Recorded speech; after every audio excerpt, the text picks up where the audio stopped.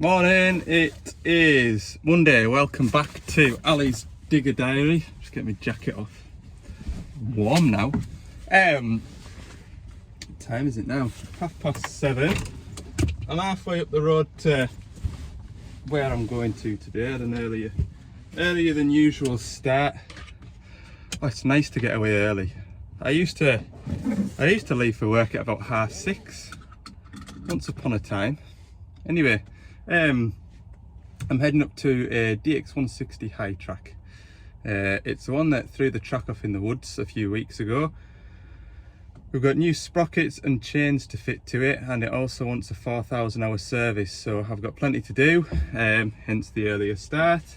I've also got the trailer on, which means it takes longer to get anywhere. So yeah, another half an hour I'll be where I need to be. So let's go.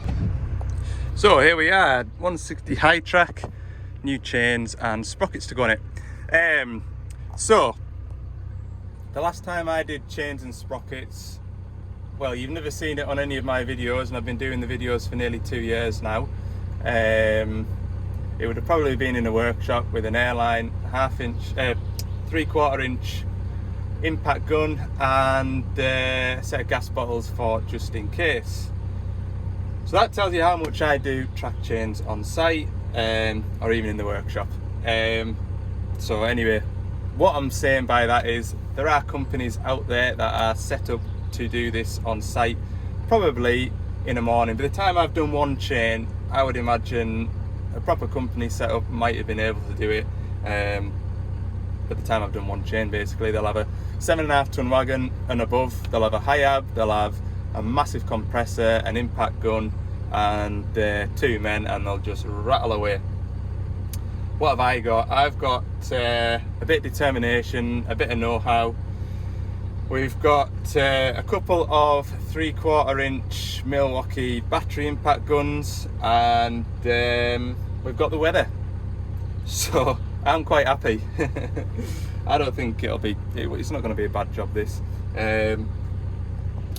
My helper Dom, he's the operator of this machine.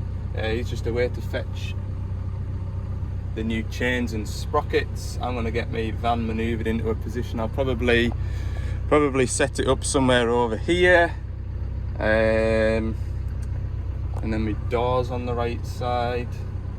Yeah, it's not going to be a bad day. As long as this weather holds out, I will be quite happy. Yeah, I'm just going to track it round and round. The machine's had a rinse down, but just sort of tracking about on this yard here. Some of the cleats have got a bit of muck on, so if I just jack it up on itself, track it round, try and get some of that muck shaken off, then bit of a fast track,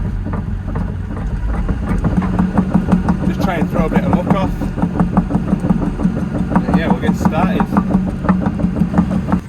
So as I said, I am not here to break any records. Put it in the comments all you want. Oh, you could have got so and so to do it by lunchtime. Just here to do the job. And first I'm going to start by digging out these bolts while Dom gets everything ratcheted out that we need. I've got I think it's 44 track pads, so I've got 4 times 44 bolts. No I've got 4 bolts, four bolts for each track pad, and 4 nuts for each track pad, and there's 44 track pads. So I've got whole new bolts, so we can literally just, if the 3/4 guns are up to scratch, and should be able to just have a man sat on the seat and just go whiz, whiz, whiz, whiz, and let the track pads fall. Well, we won't fall them off, we'll stack them to one side, sort of in the middle. Normally I just put them in the middle. You want to have everything close to where you're working, that way you're not breaking your back. But what I'm trying to say is we don't need to catch the nuts and bolts, we can just rattle them all off and then fire new ones in. It's probably advised as well to replace the bolts because they do stretch. What else do we need to do? I'll talk through it, but when we get the new chains on, I haven't had a look at them yet, but the chances are they'll all be painted black. So we'll then have to scuff all the paint off them, make sure all the pad surfaces are clean before we put them back onto them, and that way we don't end up with wobbly tracks. Right, I'm going to get to it cleaning these out. Right, so just before we start going absolutely mental and rattling track pads off, just offered one up to the new chain and it fits good. So that means that we're definitely here for the day now.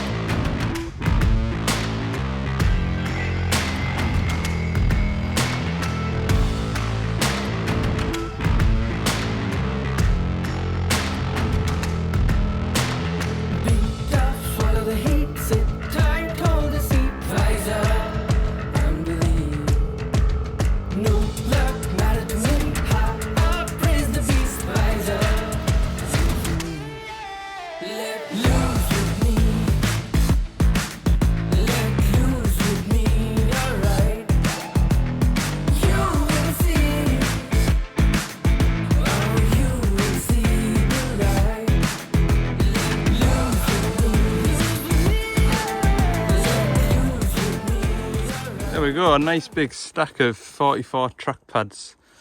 Yeah, that is all the pads off. Bit disappointing that we had to use the bar on 98% of them, but it is what it is. I'll sleep tonight by the time we've got the other side done. So, all I'm going to do now is cut the link. I'll do it here. Just cut through there, and there. Be quicker than ratcheting the press out, because I'm not sure whether they're going to be the type, I haven't had a look, but they might be the type where you put the pin through and it's just a sort of tap the pin through, and then it's got like a locking pin that goes in it. I was hoping that was going to last me all day. Once you start, you can't stop. Anyway, we're just refueling ourselves. So I've got the chain split the easy way. Just going to pull it out from under the machine now with that forklift, and then we'll rattle off the sprockets. So progress is good. Anyway, I've got some oat biscuits. Oats are slow release and energy, good for you as well. So that'll keep us going this afternoon. All right.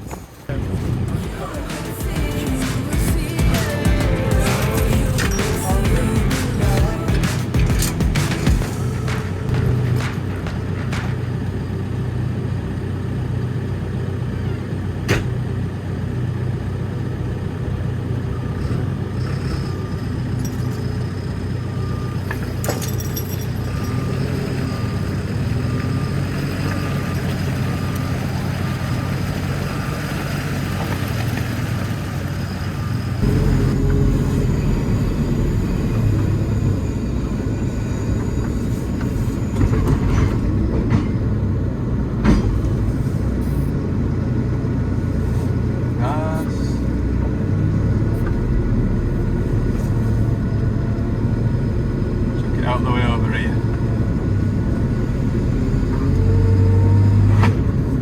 There we go.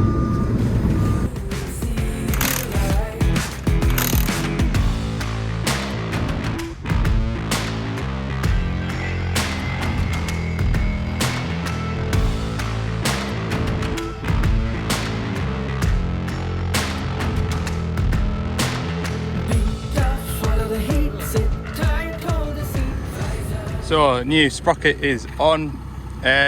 This one's alright, it has got a clean face and a bit of machine oil.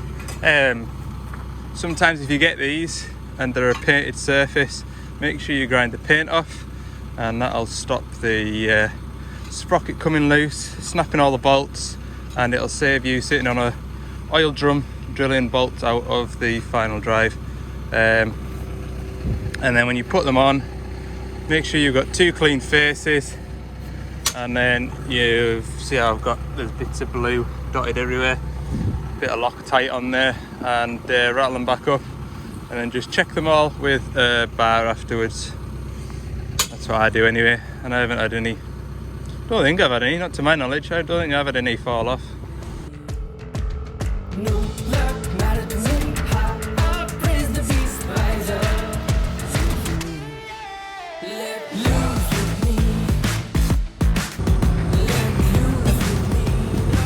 So I'm going to try and get this chain off this collar, and then I'm going to try and unroll it out. If you've got a forklift, just use the forklift to shove it under the machine, and drag it up and round. That's the plan.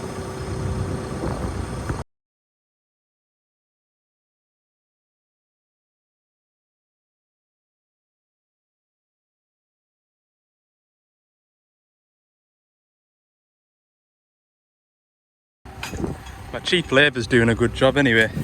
Right, I need to take these off, and yeah, that'll be right. It'll unroll out and then come around, and that's the wrong way around. I think I need to, yeah, I need to actually spin it round. Is that right? This is where it gets confusing. Yeah, the narrower bolt holes. I don't know if it matters. Do you know if it matters? But I'm just copying the pattern of that one, and the smaller, like these are at the bottom. So I need to turn it and start it at that end. Do I? Oh, I don't know whether it matters or not, but I'm gonna do it anyway.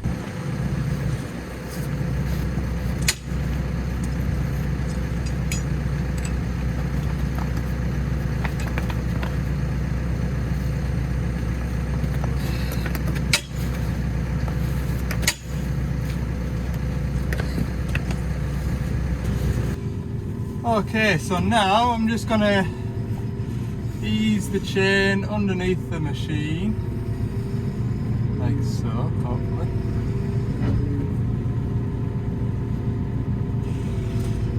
Bloody lovely, that's a good way to level the yard.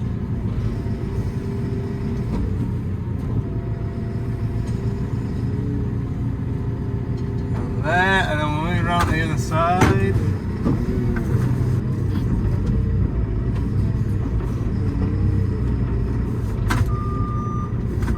Tell you what, I'll tell you in a minute.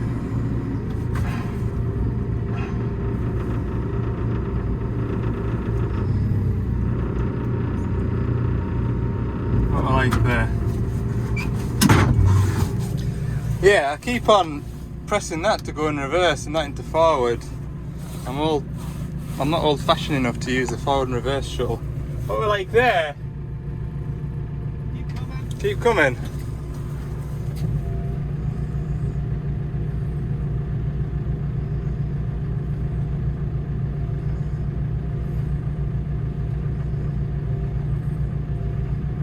About there. Okay, so I've got the chain attached to this strap. What I'm going to do now is reverse back with the telehandler and fetch the chain, end of the chain, onto the sprocket. Here's the plan. Lift it up sprocket in, there we go. Right. I want to kind of be a bit squarer than I am, but there we go.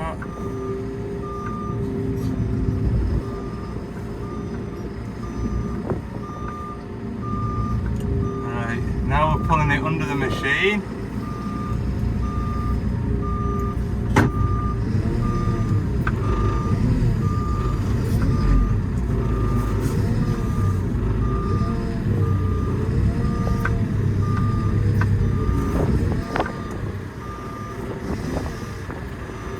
Sit it on top of that sprocket about there.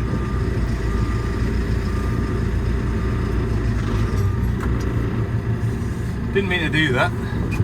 Pressed the wrong thumb wheel. That one's telly in, that one's the quick hitch, and I pressed that one instead of that one. Anyway. Right, now I need to get my fork up underneath it, sit the machine down, get the fork underneath that tail of chain, and then use the forklift, we'll join it together. Okay, so the battery on the phone is getting really low, so what I'm going to do next, we've got it joined. It is one of those split pin types which I've put to the outside so that the operator can keep an eye on it, make sure it doesn't disappear. What I've got to do now is clean all these faces up with the flappy disc on the 4.5 inch grinder. So what I'll do is I'll just wedge a socket underneath the track pedal and it'll go really slowly round, and we'll clean all these faces up and start knocking track pads on. Dom's made a really good start getting the track pads off at this side. In fact, what we should do now is spin it round and rotate it round so he's got some fresh pads to work on. Maybe less work for me to do. So there we go, it is, what is it, about 10 past 2? No, it's not even, 10 to 2. So that's one side done. While I've been putting all the track pads on and putting all the bolts on, Dom's got 2/3 of the old track pads off, so that's a grand job. So we're well over halfway now. Yeah, job's going well. That's that track tensioned up. Looks good. So I reckon another 2 hours before 4 o'clock we'll have this finished. So I was thinking I've got to go back up to, I've got to be in Glasgow tomorrow between 1 and 2 o'clock to show some customers around our demo loading shovel. So my plan was, well, I'll come up here tomorrow morning and do the service and then go up to Glasgow, do that job, and then come back down the motorway. Nice little easy day. I've got a couple of breakdowns I need to attend, so that's kind of shot that plan out the water. So we're just going to stay here, persevere, and get all the jobs done to it that needs doing, and then that leaves me sort of free tomorrow. It's a bit of a pain having it in the middle of the day, but my first breakdown that I need to go to, there's one at Carlisle that I need to go to, and there's one sort of halfway, it's sort of, I'll be 40 minutes away from it here just now, so I'd go up to there and then go up to Glasgow and then come back down the road is the plan. Anyway, that's tomorrow's problem, and that's if we've got parts for it as well. I'm just waiting to hear back whether we've got parts for it. Right, I'm gonna have a bite to eat, and then yeah, we'll get these last dozen. How many is there? 1, 2, 3, 4, 5, 6, 7, 8, 9, 10, 11, 14 pads. Let's get this done. So there we go. Job done. We're fairly battered through this side. There's a right little conveyor belt going. Got banging all these bolts in. We did suffer one casualty, which was my brittle socket. I won't get that replaced, will I now? Anyway, it is what it is. Probably, definitely, maybe should have been using impact sockets. But I had all my PPE on. Oh, where's my glasses? Glasses are over there. So anyway, no drama. Problem with the impact sockets is that they're quite wide. To be fair, this one doesn't look too bad. Getting it in there, it might sort of, the shoulder might scuff on there, but anyway, job is complete, or that job's complete, thankfully. We're gonna have a gather up now because we've got stuff strewn everywhere. Although Dom's been very good at housekeeping, he's kept all the junk over there. So it's to get a 4,000 hour service now. I was saying earlier in the video, I think, that, what time is it now even? 4:30. So 9 o'clock till 4:30. Don't think we've done too bad. 10 to 9 till 4:30. So it's, well, we're on the wrong side of the hill. We should have been over there with the sheep. So I've got my lights on ready. 4,000 hour service then. Dom's going to go ahead and change the air filters. We've got oil here, they're empties. We have got the, what have we got, Al? Hydraulic oil to change, so I think I'm going to make a start with that. I have rattled the belly plate off, ready to drain the engine oil, but I think I'm going to make a start on the hydraulic oil while I'm in there, get the return filter done, and that's the sort of rubbish job done. Not that it's any great hardship because I've got that pump, but it's just a clarity job, and I'd rather be doing that in the daytime when I can see how much mess I'm making. So yeah, I'll get the pump out, get it together, and then we'll soon fire through this. A pair of us on it. And we are off. Comes out at a fair rate, look. Better get up here, get ready to switch it off. And we fill that one, fill the next, fill the next, fill the next, fill the next, fill the next. Should be about 110 litres, roughly. Although it did look a little bit low, so we might be doing well to get 100 out of it. Yeah, that wind's getting up now, look. Look at the trees moving. Keep an eye on this arm, never mind the bloody trees. Right, we'll make that do. Okay, so the tank is drained. What have I done with my little whiz gun? Behind the filter. Now that that's done, before I put fresh oil in, swap out this return filter. And then we'll have fresh oil put back in it. Job will be a peach. That'll be the worst bit done. Look at that. Out with Doosan. In with Devlon. There we go. Pop that in there. That's the first time. I'll show you while it's out. That is the return filter chamber, because normally you don't get to see it that empty. So that's separate. So when you change this filter, you need to tip the breather to one side and allow the air out, and that then allows the oil in here to become level with the oil in the tank, you see. Right, remember to put that in,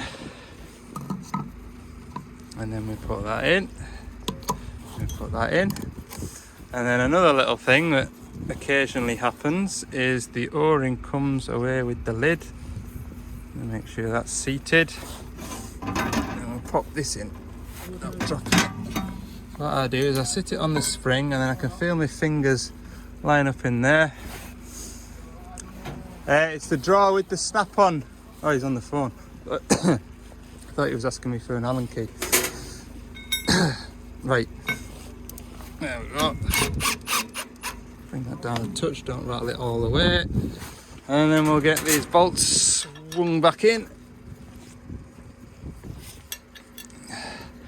I am really impressed with my stamina today. I thought I'd be absolutely knackered, but I mean, I know I've done a bit of graft. I can feel it in my back. I don't think there's a way to do that without having a sore back at the end of it, but at least I'm not doing it again tomorrow.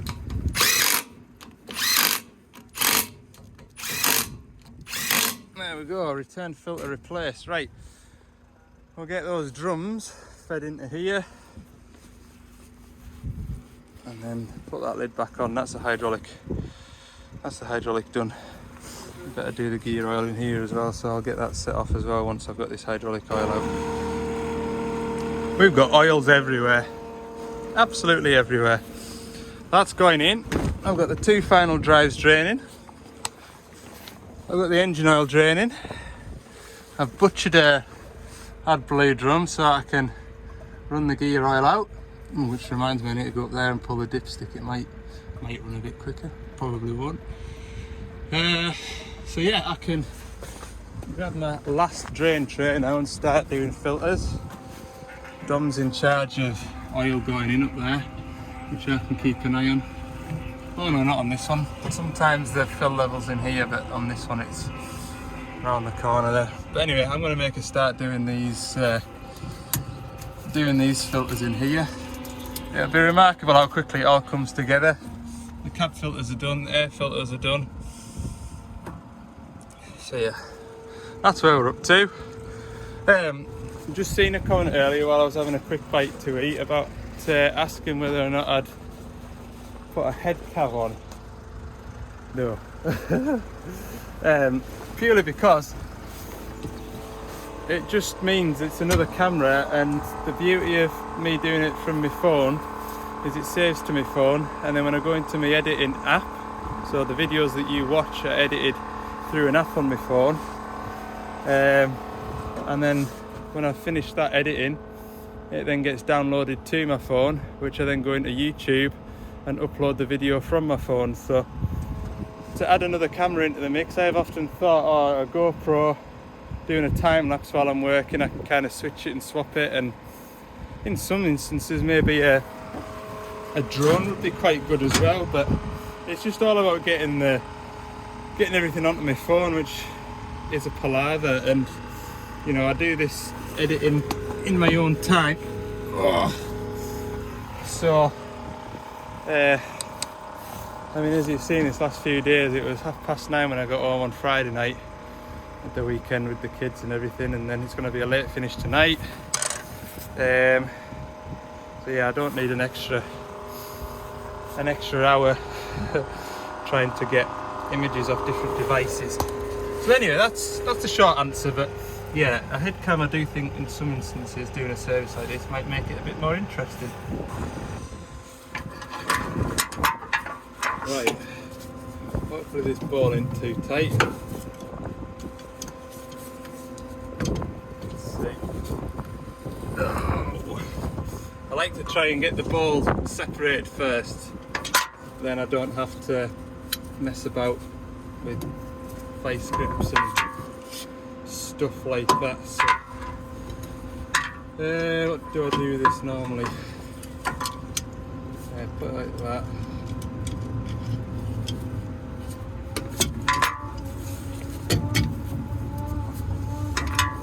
Like this.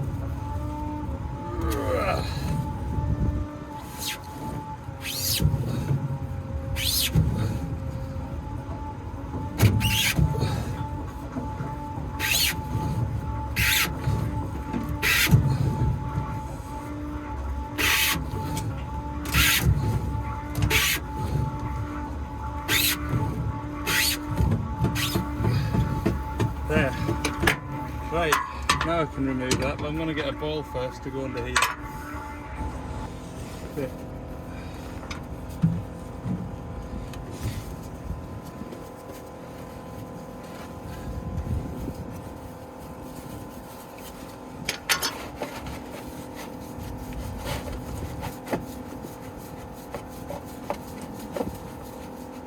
Don't make a mess, don't make a mess, don't make a mess.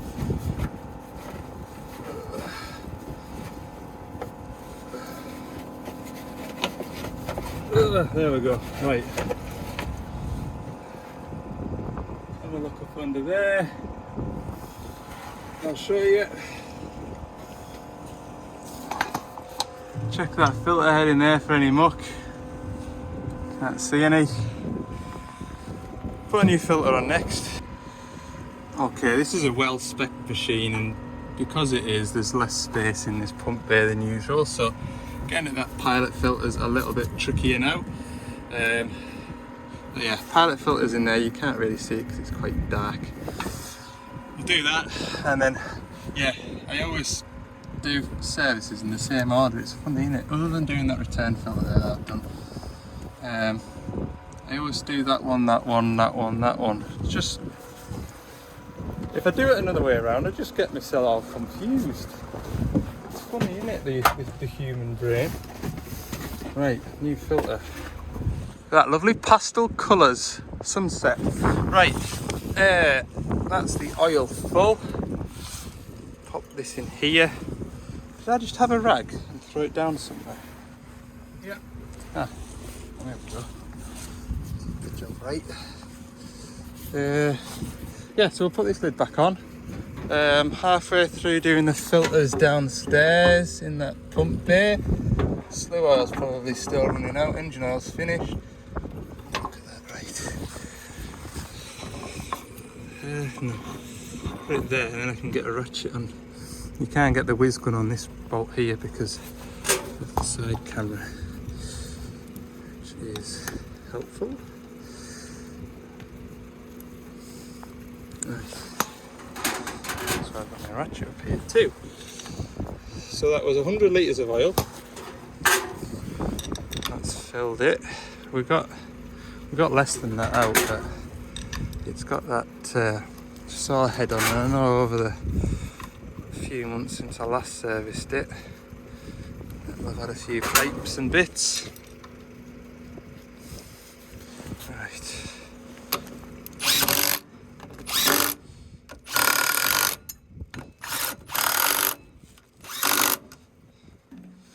Now I get to find that one in my hand.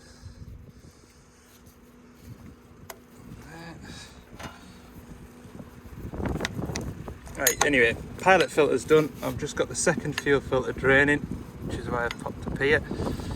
Always something on the go. We'll get Dom to put some engine oil in it because that'll save me a 10-minute job. There we go, look, 2 filters left to fit. And then it's just oils to go back in. Right, this one goes in here. Somewhere like that. The fuel filter is replaced.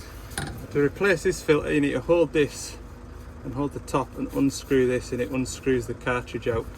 You don't get the whole plastic bit. Give it a clean off. Right, this side in here.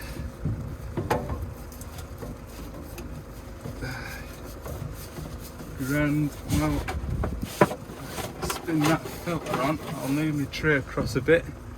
Roughly underneath that engine oil filter actually, and drain that one off. There we go.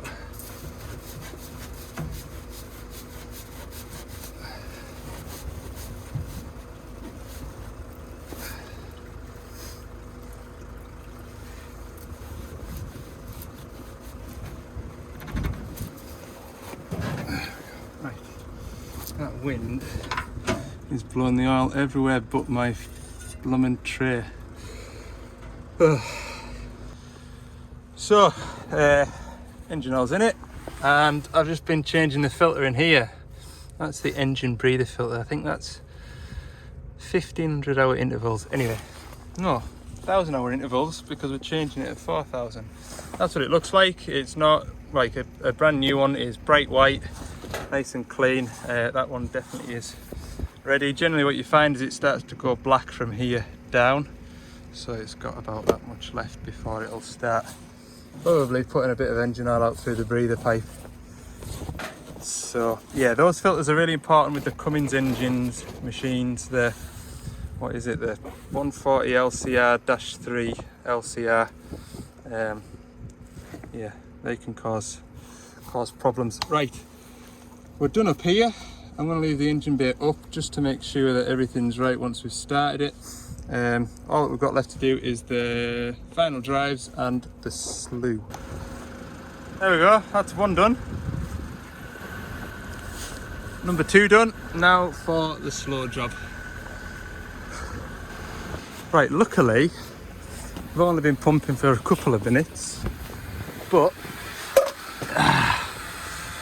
I've left my bung out. That was lucky. Oh well, it's had a flush through, that's what we'll say. We were meant to do that, we were just flushing the system out. Right, put that on tight. We're just priming the fuel, you can hear it there. Oh, you have spilt oil down here, look. Oh well. While I'm down here, we can check the filters I'm making.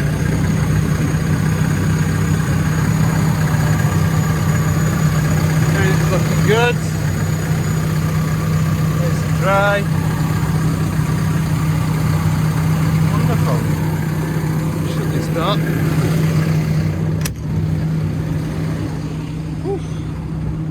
Right, we're getting somewhere near now. I just need to sit up here for 10 minutes and pump this.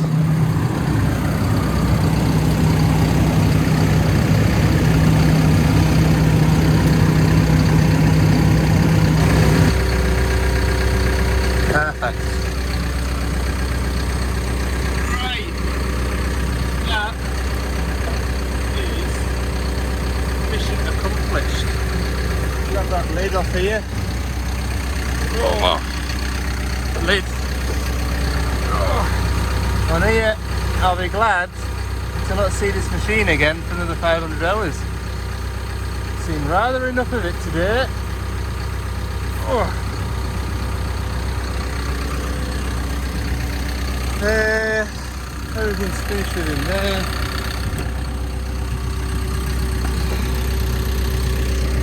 Close that. Close that. I've got the van pretty much packed, other than my tools away. This is a good light, look. I'm showing you this. It looks like it's a Milwaukee light, but it isn't. It's just an LED light that accepts Milwaukee batteries. And he said it was about 15 quid. Well, I've just spent 40 quid on mine and it's charging. That is a real good job, that. Look at that. Brilliant job. Right, I'll fetch this down. There we go. 20 past 7. Job done. Whew. Happy days. Happy days. He's gonna refuel. And I am gonna go home. Yeah, hope you've enjoyed this video, because there's been a lot of work gone into it. Well, there's been a lot of work gone into work and capturing it. I hope I've done a decent enough job. Let me know in the comments anyway, and thanks for watching. I'd appreciate it after all this graft today. If you haven't, click the subscribe button. That'd go down a treat. I'm gonna have my tea, which is an apple, a banana, a bit of cake and some oat biscuits. But I'll remember to save a bit of space, because it's bolognese tonight. My favourite. Right, see you in the morning.